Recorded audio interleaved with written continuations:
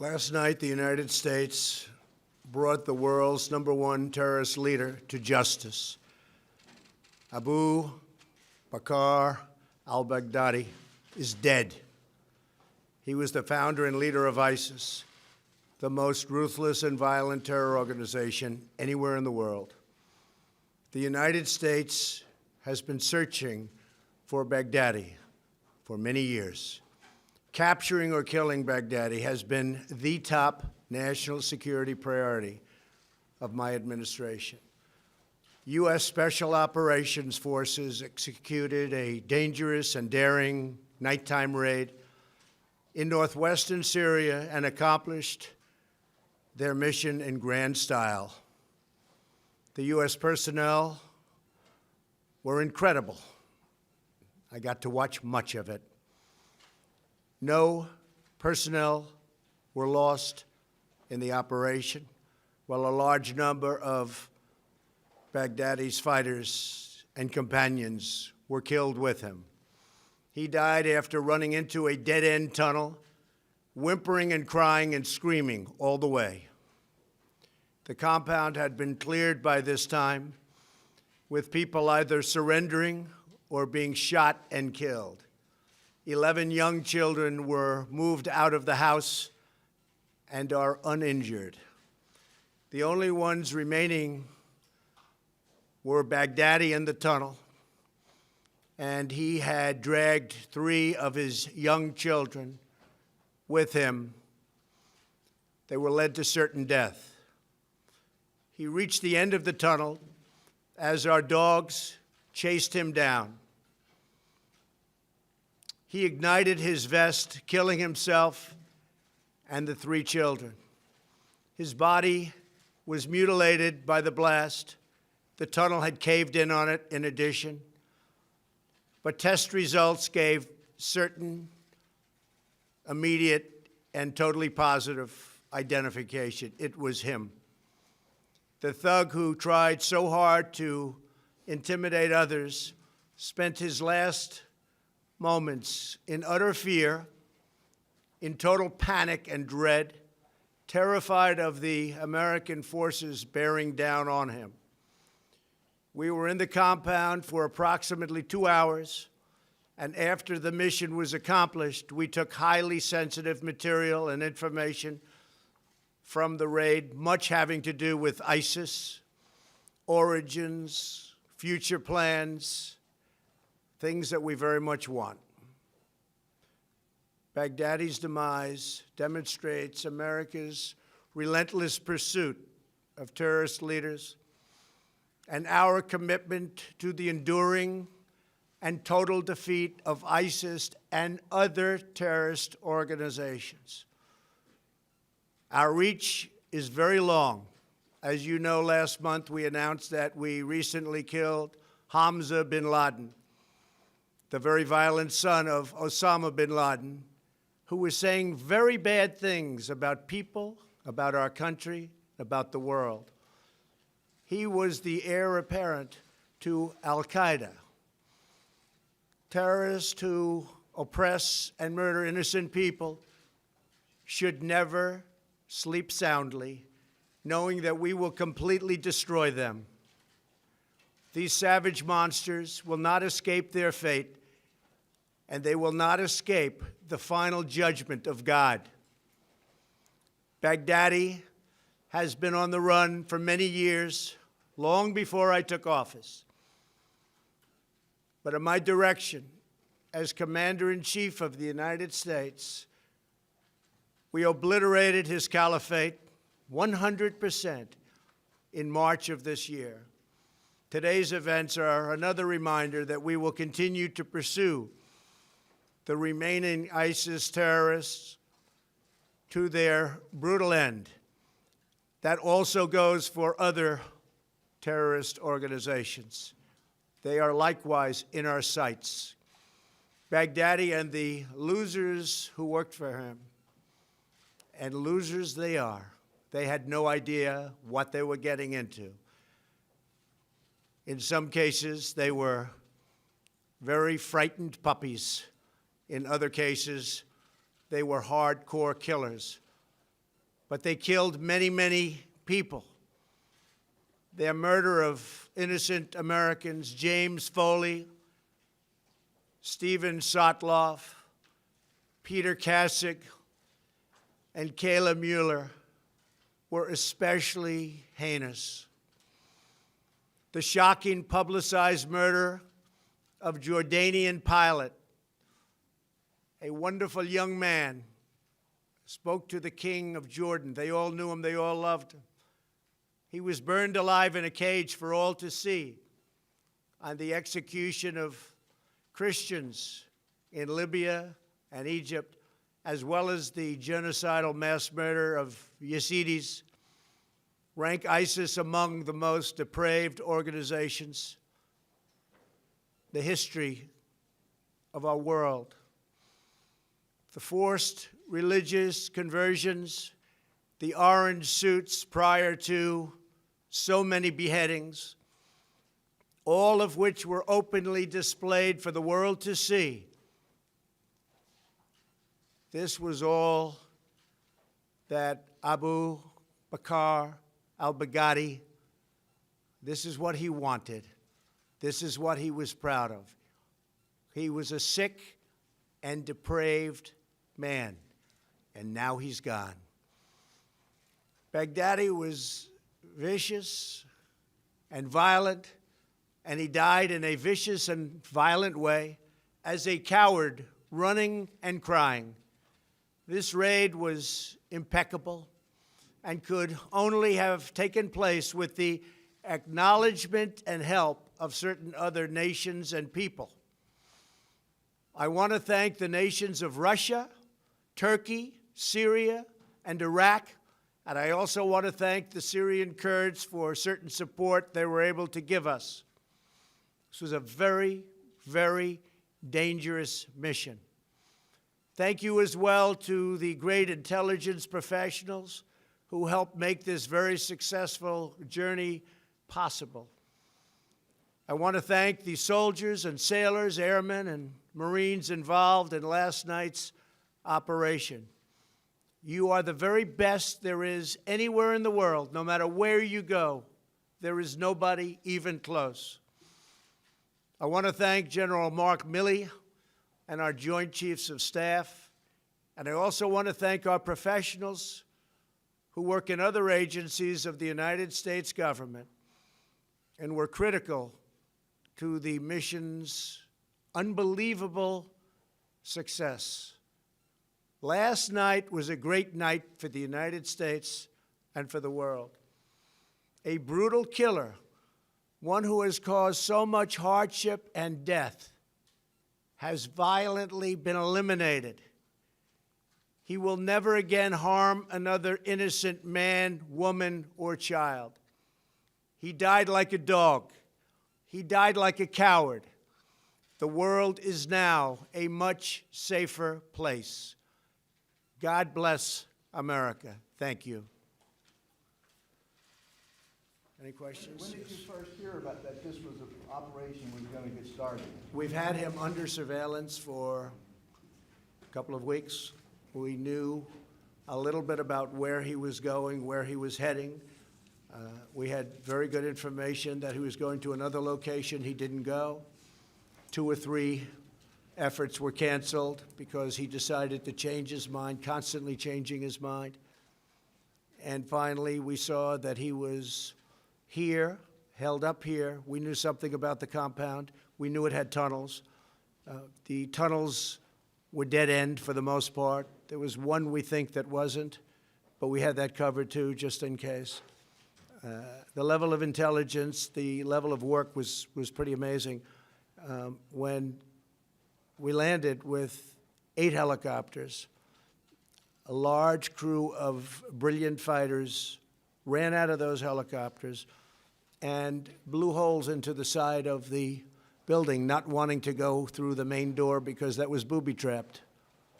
And it was something really amazing to see. I got to watch it along with General Milley, Vice President Pence, others in the Situation Room. And we watched it so clearly. watched it. Well, I don't want to say how, but we had absolutely perfect, as though you were watching a movie.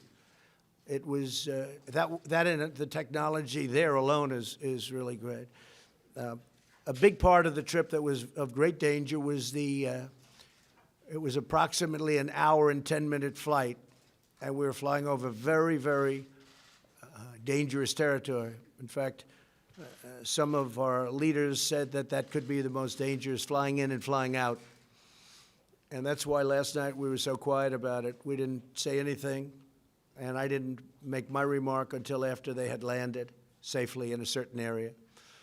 But the flight in, the flight out was a very, very dangerous part. There was a chance that we would have met unbelievable fire. Russia treated us great. They opened up. We had to fly over certain Russia areas, Russia-held areas. Russia was great. Iraq was excellent. We really had great cooperation. And you have to understand, they didn't know what we were doing and where we were going exactly. But the ISIS fighters are hated as much by Russia and some of these other countries as they are by us. And that's why I say they should start doing a lot of the fighting now, and they'll be able to. I really believe they'll be able to. Yes, Jennifer? Sir, can you say what role the Kurds played in this, just generally? They gave us not a military role at all, but they gave us some information that turned out to be helpful, the Kurds. And can you tell us what the role of Turkey might have been in Iraq? Who? What was the role of Turkey? How did they help? Turkey, we dealt with them. They know we were going in. We flew over some territory. They were terrific, no problem. They were not problem. You know, they could start shooting, and then we will take them out, but a lot of bad things can happen. Plus, it was a very secret mission. We flew very, very low and very, very fast. I want to understand. But it was a very dangerous part of the mission. Getting in and getting out, too, equal. We went in identical, we took an identical route. We met with gunfire coming in, but it was local gunfire. That gunfire was immediately terminated. These people are amazing. They had the gunfire terminated immediately, meaning they were shot from the airships. I'm trying to understand the timing. You talked earlier, several weeks about pulling troops out, and then troops were put back in, and then, I'm trying to understand the timing of when this operation. Well, I'll tell you, from the first day I came to office, and now we're getting close to 3 years, I would say, where's al-Baghdadi? I want al-Baghdadi. And we would kill terrorist leaders, but they were names I never heard of. They were names that weren't recognizable, and they weren't the big names. Some good ones, some important ones, but they weren't the big names. I kept saying, where's al-Baghdadi? And a couple of weeks ago, they were able to scope him out. These people are very smart. They're not into the use of cell phones anymore. They're very technically brilliant. They use the internet better than almost anybody in the world, perhaps other than Donald Trump. But they use the internet incredibly well. And what they've done with the internet through recruiting and everything, and that's why he died like a dog. He died like a coward. He was whimpering, screaming, and crying. And frankly, I think it's something that should be brought out so that his followers and all of these young kids that want to leave various countries, including the United States, they should see how he died.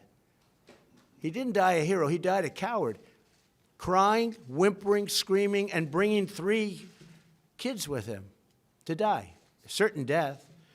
And he knew the tunnel had no end. I mean, it was a closed end. They call it a closed end tunnel. Not a good place to be. So this was going on before you made the announcement that you're pulling I've been out? looking for him for 3 years. I've been looking for him. I started getting some very positive feedback about a month ago, and we had some incredible intelligence officials that did a great job. That's what they should be focused on. But about what time did this operation start yesterday, sir? And have you notified? Well, this operation started 2 weeks ago in terms of the real operation because we had him scoped. We thought he'd be in a certain location. He was. Things started checking out very well. We were involved on our own team with some brilliant people who I've gotten to know, brilliant people that love our country, highly intelligent people. And we've had it pretty well scoped out for a couple of weeks. But he tends to change immediately. He had a lot of cash. He tends to change like on a dime, where he'll be going to a certain location, all of a sudden he'll go someplace else, and you'll have to cancel. But this was one where we knew he was there, and you can never be 100% sure because you're basing it on technology more than anything else. But we thought he was there, and then we got a confirmation. And when we went in,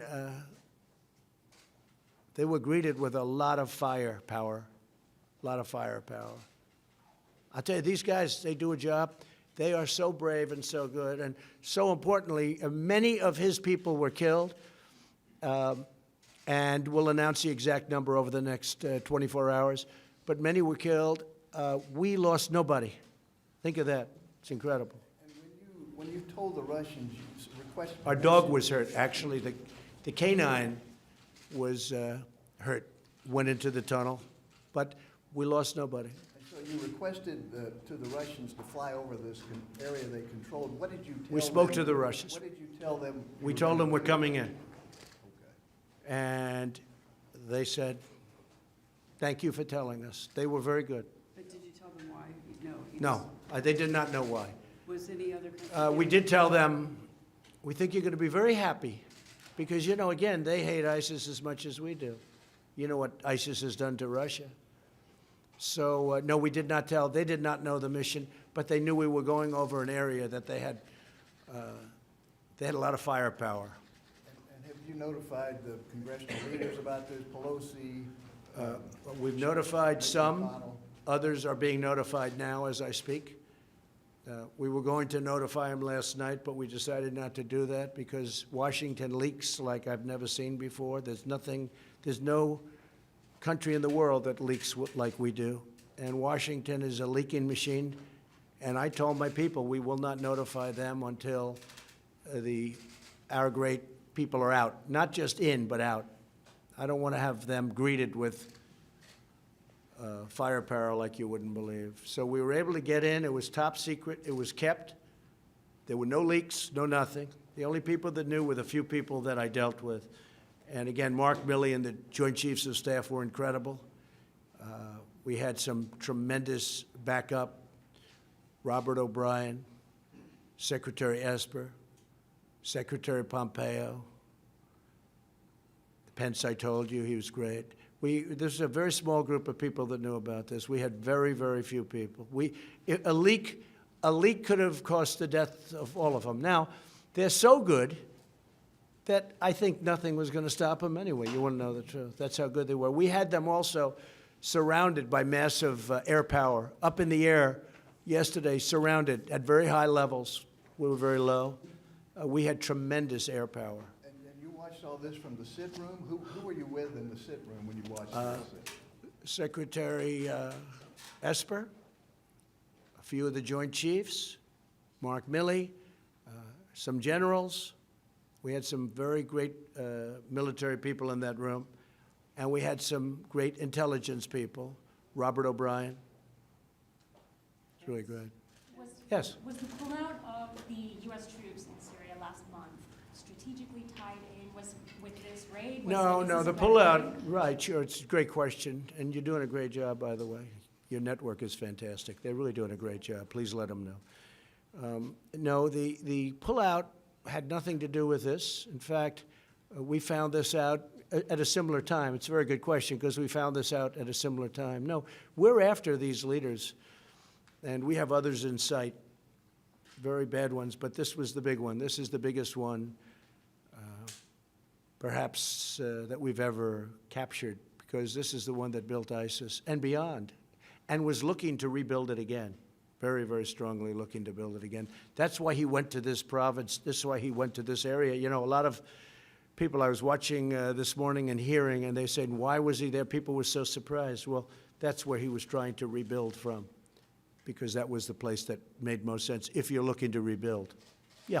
You said your tweet last night. At what moment did you decide to send that? So I sent that right after I knew they had landed safely. When they had Right. returned? And that was to notify you guys that you have something big this morning, so you wouldn't be out playing golf or tennis or otherwise being indisposed. Where were they staying? Where did they landed? I'd rather not say, but we landed in a very friendly port in a friendly country. Does this give you any pause about your decision to withdraw? No, I think it's great. Look, we don't want to keep soldiers between Syria and Turkey for the next 200 years. They've been fighting for hundreds of years. We're out. But we are leaving soldiers to secure the oil. Now, we may have to fight for the oil. That's okay. Maybe somebody else wants the oil, in which case they have a hell of a fight. But there's massive amounts of oil, and we're securing it for a couple of reasons. Number one, it stops ISIS, because ISIS got tremendous wealth from that oil. We have taken it. It's secured. Number two, and again, somebody else may claim it, but either we'll negotiate a deal with whoever's claiming it, if we think it's fair, or we will militarily stop them very quickly. We have tremendous power in that part of the world. We have, the airport is right nearby. A very big, very monstrous, very powerful airport and very expensive airport that was built years ago. We're in that Middle East now for $8 trillion. So we don't want to be keeping Syria and Turkey. They're going to have to make their own decision.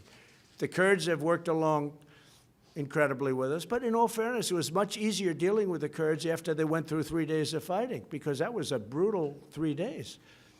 And if we would have said to the Kurds, hey, do you mind moving over 7 miles? Because, they were in the middle mostly.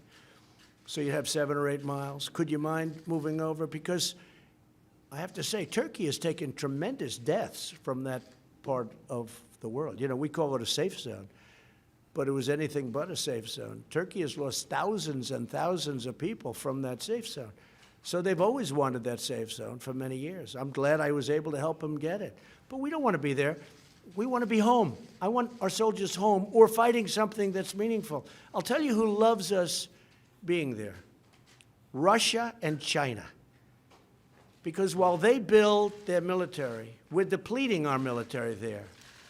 So Russia loves us being there. Now, Russia likes us being there for 2 reasons. Because we kill ISIS, we kill terrorists, and they're very close to Russia. We're 8,000 miles away.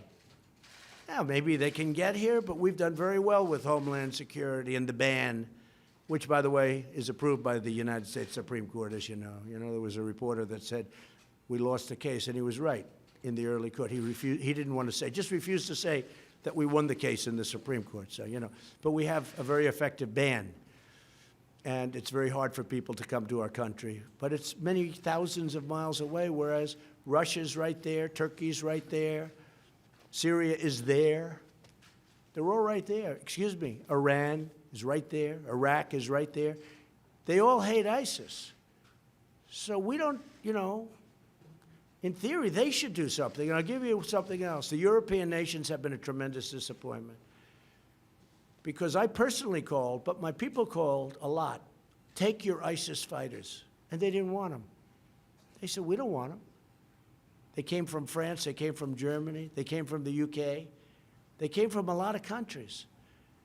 And I actually said to them, you don't take them, I'm going to drop them right on your border. And you can have fun capturing them again. But the United States taxpayer is not going to pay for the next 50 years. You see what Guantanamo costs. We're not going to pay tens of billions of dollars because we were good enough to capture people that want to go back to Germany, France, UK, and other parts of Europe. And they can walk back. They can't walk to our country. We have lots of water in between our country and them. So, yeah, go. You mentioned that you've gotten to know some brilliant people along this process who would help provide information and advice along the way. Is there anyone in particular, or would you like to give anyone credit for getting to this point today? Well, I would, but if I mention one, I have to mention so many. I spoke to Senator Richard Burr this morning, and as you know, he's very involved with intelligence and the committee, and he's a great gentleman. I spoke with Lindsey Graham just a little while ago. In fact, Lindsey Graham is right over here, and he's been very much involved in this subject, and he's a very strong hawk, but I think Lindsey agrees with what we're doing now. And again, there are plenty of other countries that can help them patrol. I don't want to leave 1,000 or 2,000 or 3,000 soldiers on the border. But where Lindsey and I totally agree is the oil. The oil is, so valuable for many reasons. It fueled ISIS, number one. Number two, it helps the Kurds because it's basically been taken away from the Kurds. They were able to live with that oil. And number three, it can help us because we should be able to take some also. And what I intend to do, perhaps, is make a deal with an ExxonMobil or one of our great companies to go in there and do it properly. Right now, it's not big. It's big oil underground, but it's not big oil up top. Much of the machinery has been shot and dead. It's been through wars, but and spread out the wealth. But no, we're protecting the oil. We're securing the oil. Now, that doesn't mean we don't make a deal at some point, but I don't want to be, they're fighting for 1,000 years. They're fighting for centuries. I want to bring our soldiers back home, but I do want to secure the oil. If you read about the history of Donald Trump, I was a civilian. I had absolutely nothing to do with going into Iraq, and I was totally against it. But I always used to say, if they're going to go in, nobody cared that much, but it got written about. If they're going to go in, I'm sure you've heard the statement, because I made it more than any human being alive. If they're going into Iraq, keep the oil. They never did. They never did. I know Lindsey Graham had a bill where basically we would have been paid back for all of the billions of dollars that we've spent, many, many billions of dollars. I mean, I hate to say it, it's actually trillions of dollars, but many, many billions of dollars. And by one vote, they were unable to get that approved in the Senate. They had some pretty big opposition from people that shouldn't have opposed, like a president, and they weren't able. If you did that, Iraq would be a much different story today because they would be owing us a lot of money. They would be treating us much differently. But I will say Iraq was very good with respect to the raid last night. Sir, just to pin down the timing a little bit better here, you got back to the White House around 4:30 yesterday afternoon. Did you immediately go to the situation? Well, I knew all about this for 3 days. Yes, sir. Yeah, we thought for 3 days this is what was going to happen. It was actually, look, nobody was even hurt. Our canine, as I call it a dog, a beautiful dog, a talented dog, was injured and brought back.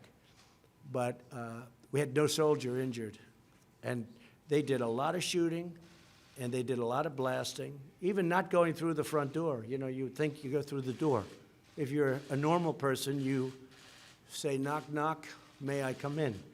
The fact is that they blasted their way into the house in a very heavy wall, and it took them literally seconds.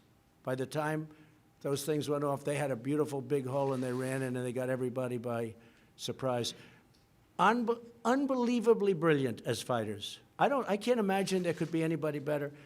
And these, as you know, are our top operations people. And Baghdadi apparently had been in bad health for some time. Was there any indication of that? Or Well, we don't know that, but he was the last one out, and his people had either been killed, which there were many, or gave up and came out. Because with the 11 children that came out, we were able to do that. We don't know if they were his children. They might have been. But as I said, 3 died in the tunnel. And the tunnel collapsed with the explosion. But you had other fighters coming out also, and they're being brought back. They're right now, we have them imprisoned. I was gonna ask whose children they were, but do you remember what time you went into the Situation Room? Well, I started at 5 o'clock. We were pretty much gathered at 5 o'clock yesterday. We were in contact all day long through hopefully secure phones. I'll let you know tomorrow, but nothing seemed to leak, so I guess they were secure for a change. But we gathered more or less at 5. The attack started moments after that. The liftoff started moments after that. Again, The element of attack that they were most afraid of was getting from our base into that compound, because there's tremendous firepower that we were, flying over. And I won't go into it, but you had a very big Russian presence in one area. You had a Turkish presence. You had a Syrian presence. And you're flying low. It's very dangerous. And there were shots made, but we think these were people that were shooting, that were indiscriminately shooting. The helicopters took some shots, but we think that these were people that were just random people that don't like to see helicopters, I guess. Was there any kind of DNA test done? So that's another part of the genius of these people. They have his DNA, more of it than they want even. And they brought it with them, with lab technicians who were with them. And they assumed that this was Baghdadi. They thought visually it was him, but they assumed it was him, and they did an on-site test. They got samples. And to get to his body, they had to remove a lot of debris because the tunnel had collapsed, but these people are very good at that. And they, as I said, they brought body parts back with them, et cetera, et cetera. There wasn't much left. The vest blew up, but there are still substantial pieces that they brought back. So they did an on-site test because we had to know this. And it was a very quick call that took place about 15 minutes after he was killed, and it was positive. This is a confirmation, sir. There was also a report that his wife had detonated, or one of his wives had detonated a vessel. So there were two women. There were two women, both wives, both wearing vests. They had not detonated, but the fact that they were dead and they had vests on made it very difficult for our men, because they had vests on, and it made it very difficult for our men. Because you never know what's going to happen. They're lying, they're dead, they never detonated, but they were dead. And word on the successor, the possible successors, have you been briefed on who? Yeah, we know the successors, and we've already got them in our sights, and we'll tell you that right now, but we know the successors. Hamza bin Laden was a big thing, but this is the biggest there is. This is the worst ever. Osama bin Laden was very big, but Osama bin Laden became big with the World Trade Center. This is a man who built a whole, as he would like to call it, a country, a caliphate, and was trying to do it again. And I had not heard too much about his health. I've heard stories about he may not have been in good health, but he died in a ruthless, vicious manner, that I can tell you. Prisoners taken, sir? Were there any adults taken? Yes, we have people that were taken. We have, many of the people died on the site, but we have people that were taken, yes. And the children, we left them under care of somebody that we understand. How many, or people either- 11 children. 11 children, how many adults? I'd rather not say, I'd leave that to the generals, but a small group. More dead than alive. Which operating teams were involved? Which special operations teams were involved?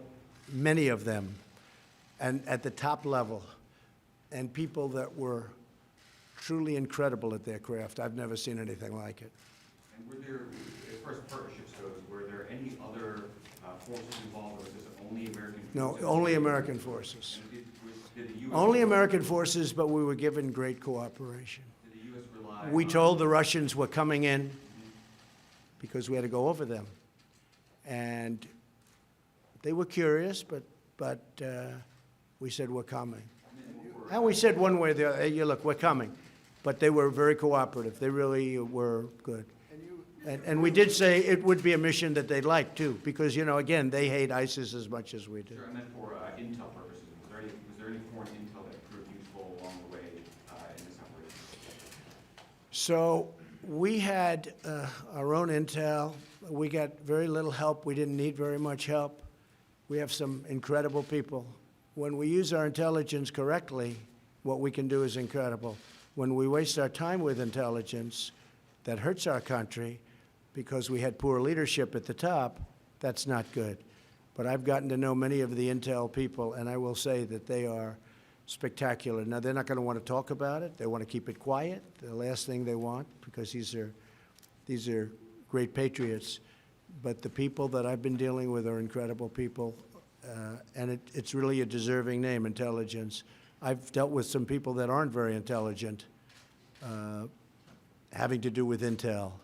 But this is the top people, and it was incredible. It was flawless, and it was very complicated. But so I do appreciate Russia, Turkey, Iraq, and Syria to an extent, because, you know, we're flying into Syria. There are a lot of Syrian people with lots of guns. So we had good cover for probably the most dangerous part. It would not sound to, you know, when you fly in, it doesn't sound like that would be the most dangerous when you're going into shooting nests and all of the things that happened once they broke into that pretty powerful compound. That was a very strong compound. And as I said, had tunnels. But the most dangerous part, we had great cooperation with. Yes, ma'am? No, I didn't. I didn't do that. I wanted to make sure this kept secret. I don't want to have men lost and women. I don't want to have people lost. What was Do your you motive? anticipate inviting the special forces teams to the White House? Oh, yeah, they'll be invited. I don't know if they'll want to have their faces shown, to be honest with you. You know, they're incredible for the country. They're not looking for public relations.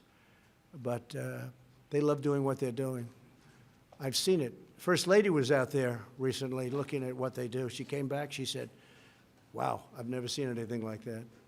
The training, you know, all of the training and the power of the people, the men and women, the strength, the physical strength, the mental strength. These are incredible people. These are very unique individuals. You mentioned whimpering. Could you hear that on your video hookup?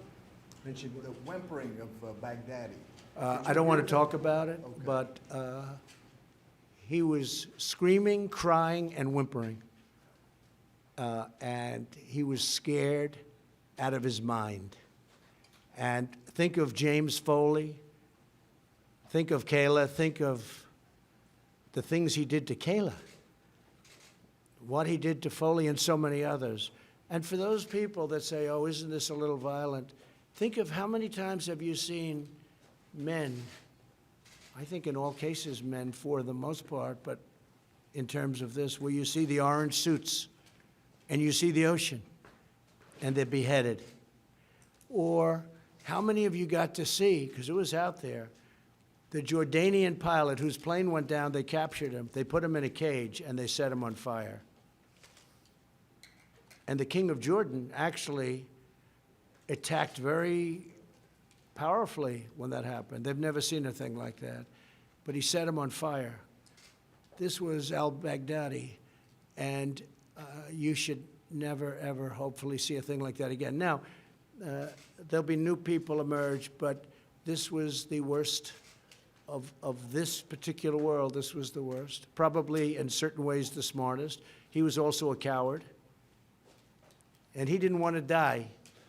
But think of it, everybody was out, and we were able to search him down and find him in the tunnel. We knew the tunnel existed, and that's where he was. And you've taken a lot of heat for the Syria pullout. Do you think this will change your standing? Well, I don't have a Syria pullout. I just don't want to guard Turkey and Syria for the rest of our lives. I mean, I don't want to do it. It's very expensive. It's very dangerous. They've been fighting for centuries. I don't want to have my people, 2,000 men and women, or 1,000, or 28.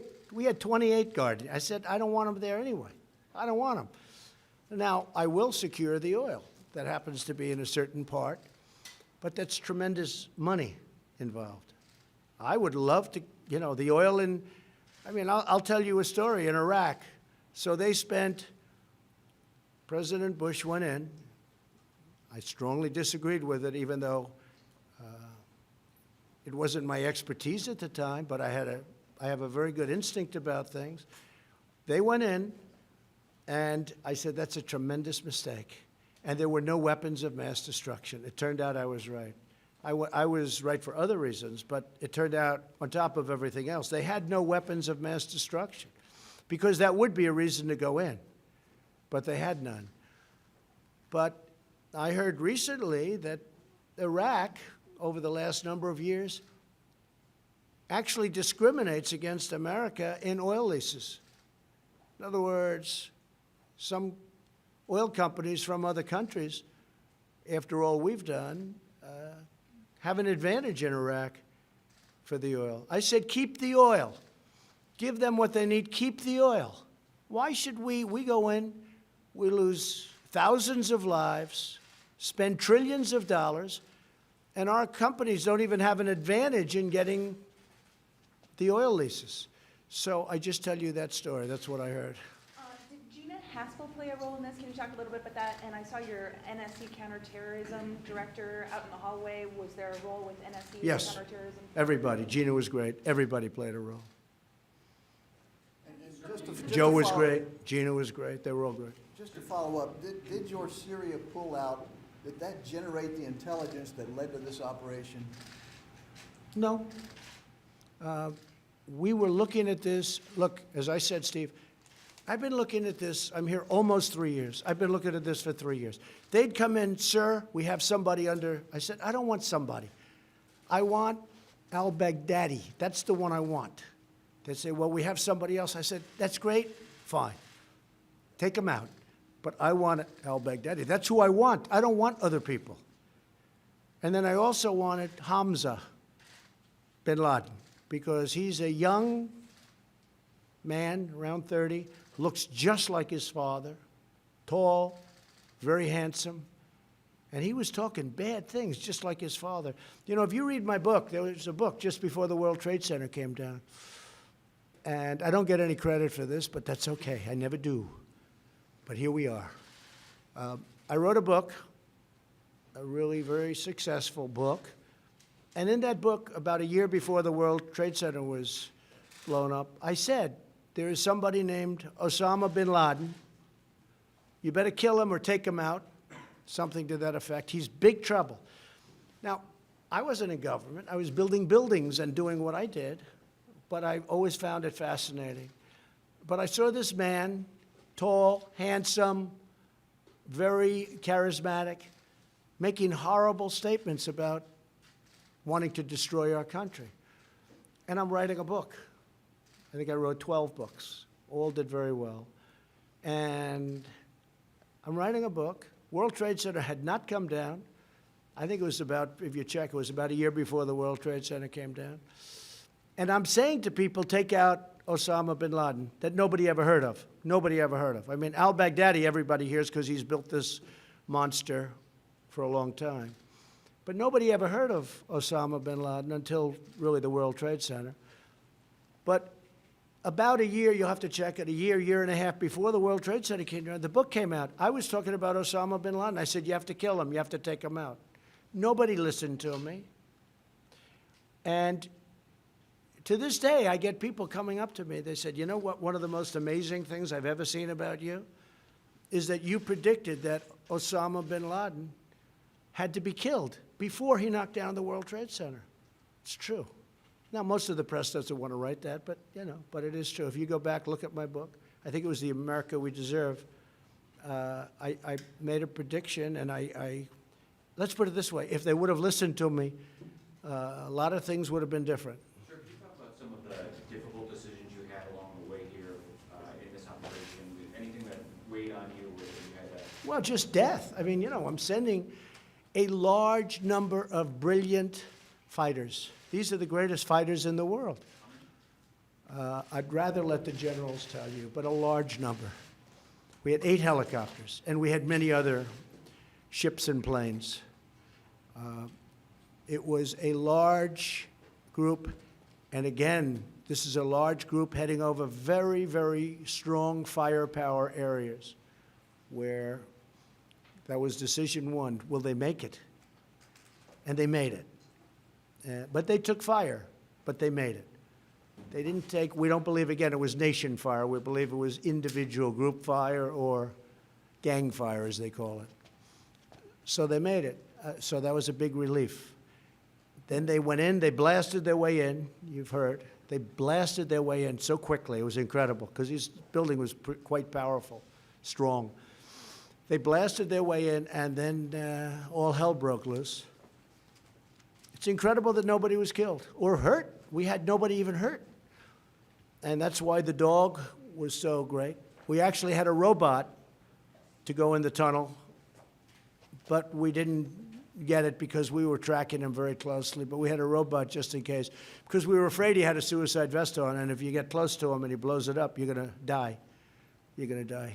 He had a very powerful suicide vest. Did you have to make any decisions in the moment while troops were on the ground? No, they had it just incredible. We were getting full reports on literally a minute-by-minute basis. Sir, we just broke in. Sir, the wall is down. Sir, you know, we've captured. Sir, 2 people are coming out right now, hands up, fighters. Then the 11 children out. Numerous people were dead within the building that they killed. Then it turned out they gave us a report. Sir, there's only 1 person in the building. We are sure he's in the tunnel trying to escape, but it's a dead-end tunnel. And it was brutal, but it was over. And as I said, when he blew himself up, the tunnel collapsed on top of him, on top of everything. And his children, I mean, so he led his 3 children to death. So, you know. In the tunnel, that's when the robot followed him into that. The robot was set to, but we didn't hook it up because they were moving too fast. We were moving fast. We weren't 100% sure about the tunnel being dead-ended. It's possible that there could have been an escape hatch somewhere along that we didn't know about. So we moved very, very quickly. I mean, these people, they were moving, they were chasing, yeah, they were chasing. But again, because of suicide vests, you can't get too close. Again, one of the reasons with the wives is if they have a suicide vest, you know, we have to be very, very careful. These vests are brutal, brutal, and they go for a long distance. Yes, please. Have you spoken or will you speak to the families like the Foley family? I'm calling the families now. It will be a pleasure to do that. The Foley family, who I know, will be calling Kayla's family. What he did to her was incredible. It's a well-known story, and I'm not going to say it, but you know that. He kept her in captivity for a long period of time. He kept her in his captivity, his personal captivity. She was a beautiful woman, beautiful young woman. Helped people. She was there to help people. And he saw her, and he thought she was beautiful. And he brought her into captivity for a long period of time, and then he killed her. He was an animal, and he was a gutless animal. Thank you all very much. I appreciate it. It's a very great day for our country.